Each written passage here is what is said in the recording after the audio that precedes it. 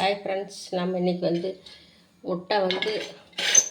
முட்டை பொடிப்பாஸ் தான் பண்ண போகிறோம். அதில் இந்த மாதிரி தோசைக்கல்லில் செய்யும்போது இன்னும் நமக்கு நல்லா டேஸ்ட் கொடுக்கும். தோசைக்கல்லை நம்ம தோசை ஊற்றிட்டு மறுபடியும் யூஸ் பண்ணும்போது கழுவி யூஸ் பண்ணிக்கணும். ஏன்னா டஸ்ட்டெல்லாம் இருக்கும். அது மட்டும் இல்லை, பூச்சி மழை காலங்கிறதுனால பூச்சியெல்லாம் ஒட்டி இருக்கும். அதனால் இந்த மாதிரி கழுவி யூஸ் பண்ணிக்கோங்க. இப்போ அடுப்பு பற்ற வச்சாச்சு, தோசைக்கல் வச்சாச்சு.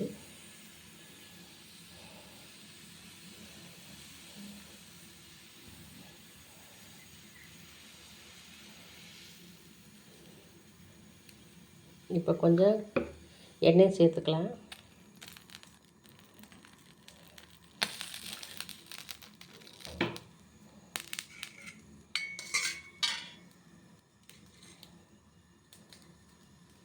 இப்போ இதில் வெங்காயம், பச்சை மிளகாய் வெட்டி வச்சுருக்கேன், சேர்த்துக்கலாம்.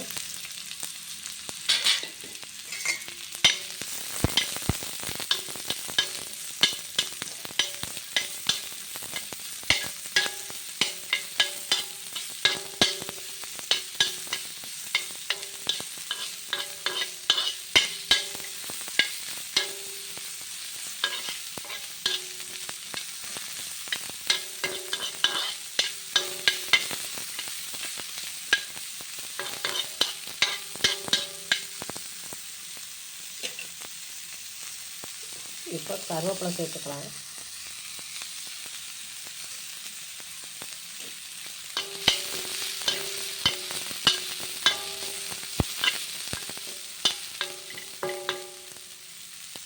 இது நல்லா வெங்காயம் நல்லா வதங்கிட்டு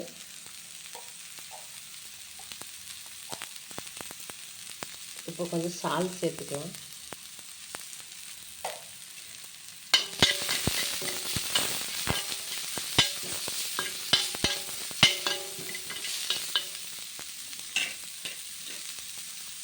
இப்போ கொஞ்சம் தக்காளி சேர்த்துக்கலாம். தக்காளி ரொம்ப போடக்கூடாது, ஒரு பீஸு அதுலேயே குட்டி குட்டியாக கட் பண்ணி தான் போட்டுக்கணும். ரொம்ப போட்டால் புளிக்காயிடும். ஃப்ளேவருக்கோசரம் தான் தக்காளியை தவிர தக்காளியெல்லாம் நிறையா சேர்க்கக்கூடாது.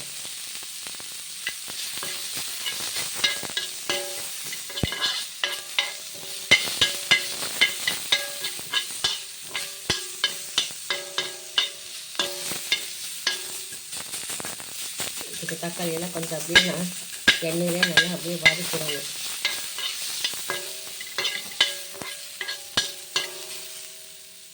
எண்ணெய் பத்தலைன்னா கூட மறுபடியும் கொஞ்சம் சேர்த்துக்கலாம்.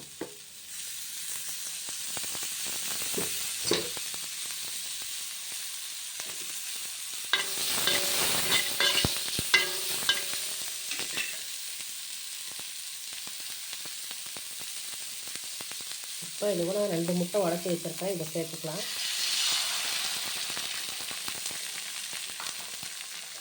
அது கூட கொஞ்சம் பெருங்காயம் சேர்த்துக்கலாம். ஏன்னா என் வீட்டுக்காரர் சொல்லியிருக்கிறாரு, பெருங்காயம் சேர்த்து முட்டை சாப்பிடுறது இல்லைன்னா மூச்சு பிடிச்ச மாதிரி இருக்கும் அப்படின்னு சொல்லியிருக்கிறாரு. அதனால் கண்டிப்பாக முட்டை செய்யும்போது பெருங்காயம் சேர்த்திக்கணும், இல்லைன்னா மூச்சு பிடிச்ச மாதிரி இருக்குது அப்படின்றாரு.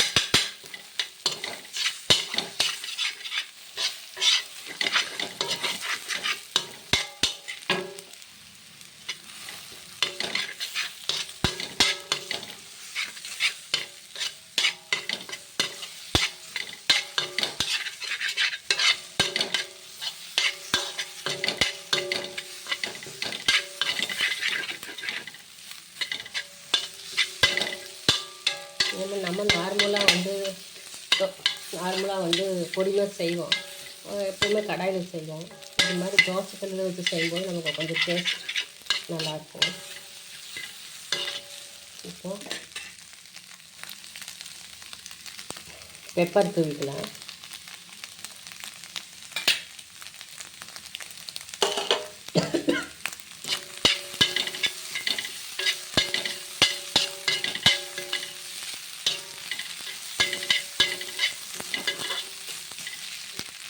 இப்போ கொஞ்சம் வெட்டி வச்ச கொத்தமல்லி தழை தூவிக்கலாம்.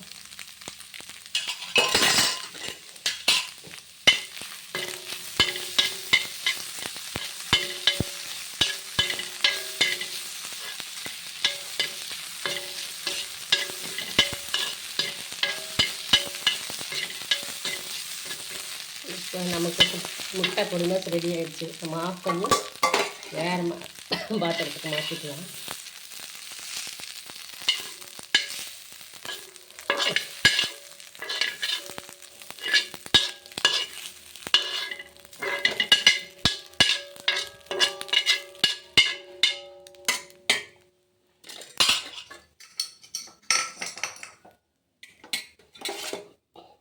ஓகே ஃப்ரெண்ட்ஸ், முட்டை பொடி மாஸ் ரெடி ஆகிடுச்சு.